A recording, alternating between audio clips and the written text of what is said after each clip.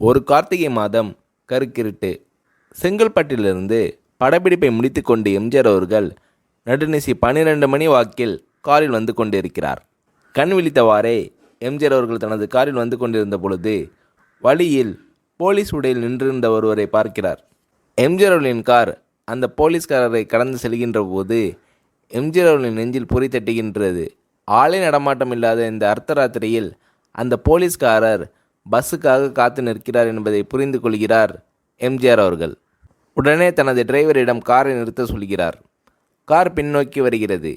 போலீஸ்காரர் அருகில் காரை நிறுத்தி கதவை திறந்து ஏறுங்கள், எங்கே போக வேண்டும் என்கிறார் எம்ஜிஆர். பரவாயில்லை, நான் பஸ்ஸிலே வந்து விடுகிறேன் என்கிறார் அந்த போலீஸ்காரர். நேரமாகிவிட்டது, இனி இந்த ரூட்டில் பஸ் கிடையாது, ஏறிக்கொள்ளுங்கள் என்று எம்ஜிஆர் அவர்கள் வலுக்கட்டாயம் செய்ய போலீஸ்காரர் வேண்டா வெறுப்பாக எம்ஜிஆர் அவர்களின் காரில் ஏறுகிறார். காரில் லைட் போட்டு சாப்பிட்டீங்களா என்று கேட்டுக்கொண்டே தன் சீட்டுக்கு பின்னால் இருந்த பிஸ்கெட் பழங்களை எடுத்து கொடுக்கிறார் எம்ஜிஆர். இப்படி ஓசியில் பயணம் செய்வதில் எனக்கு உடன்பாடு இல்லை. இன்னும் நீங்கள் உண்ண சொல்லி வேறு என்னை இழிவுபடுத்தாதீர்கள் என்று அந்த போலீஸ்காரர் மறுக்கிறார். பொன்மனச்செம்மல் பூரிக்கிறார். இருப்பவனிலிருந்து இல்லாதவன் வரை படித்து பதவியில் இருக்கும் எத்தனை பேர் எனக்கு அது வேண்டும் இது வேண்டும் என்று எம்ஜிஆர் அவர்களிடம் வேண்டி பெற்று செல்கிறார்கள். ஆனால் சாதாரண பொறுப்பில் இருக்கும் இந்த போலீஸ்காரரின் நேர்மை எம்ஜிஆர் அவர்களை சிலிர்க்க வைத்து விட்டது. எம்ஜிஆர் அவர்களின் கார் தூரத்தில் வந்து கொண்டிருந்தாலும் காரின் நிறத்தையும் ஒளியையும் மனம் கமலும் ஓடிக்கான் வாசனையும் வைத்து இது எம்ஜிஆர் அவர்களின் கார் என்றும் கார் சென்ற தடத்தை தொட்டு வணங்குகின்ற அளவிற்கு புகழுடன் திகழ்ந்த நேரம் அது. அரை மணி நேரம் கார் சென்று கொண்டிருக்கிறது.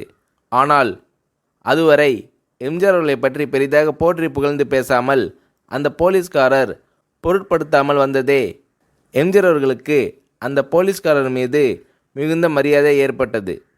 நான் தான் எம்ஜிஆர் என்கிறார் புரட்சித் தலைவர். கேள்விப்பட்டிருக்கிறேன் என்கிறார் போலீஸ்காரர். பொன்மனச்செம்மலின் முகத்தில் கோபம் இல்லை, பதிலுக்கு புன்முறுவல் மலர்கிறது. என் படங்களை பார்த்திருக்கிறீர்களா என்று கேட்கிறார் எம்ஜிஆர். நான் சினிமாவே பார்ப்பதில்லை என்கிறார் அந்த போலீஸ்காரர். புரட்சித் தலைவர் இன்னும் பிரமிக்கிறார். இப்பொழுது கார் சத்தத்தை தவிர ஒரே நிசப்தம்.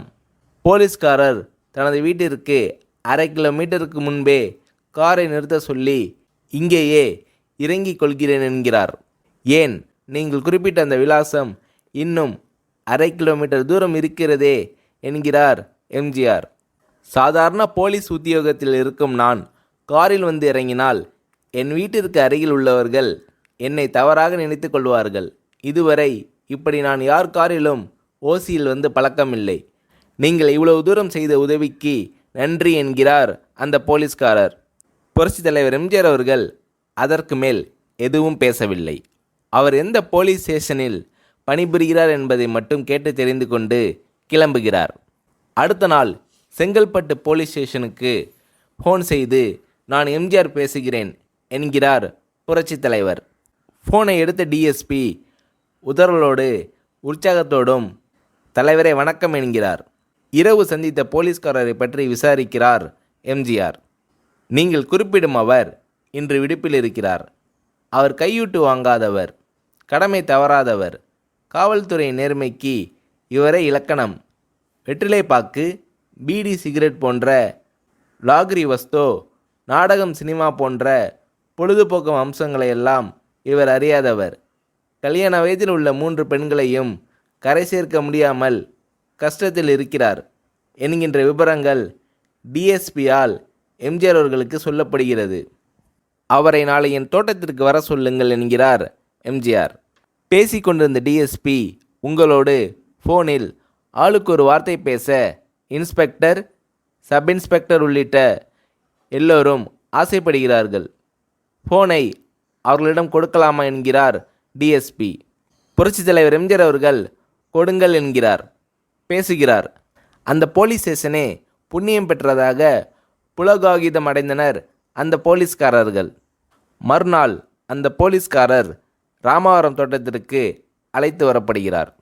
அவரிடம் பேப்பரில் மடித்த பெரிய பணக்கட்டை கொடுத்து, இதை வைத்து உங்கள் பெண்களின் கல்யாணத்தை நடத்துங்கள் என்கிறார் எம்ஜிஆர். அந்த போலீஸ்காரர் மறுக்கிறார். நான் ஏதாவது உங்களிடம் காரியமாற்ற சொல்லி அதற்காக பணம் கொடுத்தால் அது தவறு. என்னால் ஆக வேண்டியது உங்களுக்கும், உங்களால் ஆக வேண்டியது எனக்கும் எதுவும் இல்லை. நான் உங்கள் கூட பிறந்த ஒரு சகோதரனாக நினைத்து கொடுக்கிறேன். பெற்றுக்கொள்ளுங்கள் என்று சொன்ன பிறகு கேட்டும் கூட கிள்ளி கொடுக்காத கனவான்கள் வாழும் இந்த உலகில் ரோட்டில் நின்றவனை அழைத்து சென்று அள்ளி கொடுத்த புரட்சித் தலைவர் எம்ஜிஆர் அவர்களின் கருணையில் நெகிழ்ந்து போய் பெற்றுக்கொள்கிறார் போலீஸ்காரர். பிறகு ஒரு தேதியில் புரட்சித் தலைவரே சென்று அந்த போலீஸ்காரரின் 3 பெண்களின் திருமணத்தை நடத்தி வைத்து வாழ்த்தியிருக்கிறார்.